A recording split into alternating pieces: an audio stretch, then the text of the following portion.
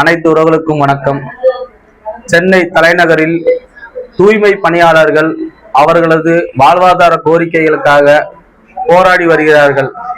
அவர்களை தமிழக அரசு காவல்துறையை ஏவி விட்டு குண்டுக்கட்டாக கைது செய்து வருகிறார்கள்.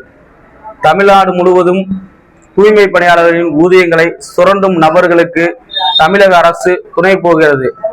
அரசு ஊழியர்களும் அதற்கு துணை போகிறார்கள். தூய்மை பணியாளர்களின் அவர்களது வாழ்வாதார கோரிக்கையும் அவர்களது சம்பளத்தையும் நியாயமான கோரிக்கை.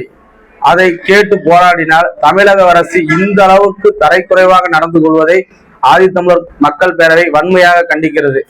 தொடர்ந்து இது போன்று தூய்மை பணியாளர்களின் பிரச்சனையை சரி செய்து தரவில்லை என்றால் கண்டிப்பாக எதிர்வரும் 2026 சட்டமன்ற தேர்தலில் தமிழகம் முழுவதும் உள்ள தூய்மை பணியாளர்கள் ஆளும் அரசிற்கு அவர்களின் வாக்கு மூலம் பதிலடி தருவார்கள்.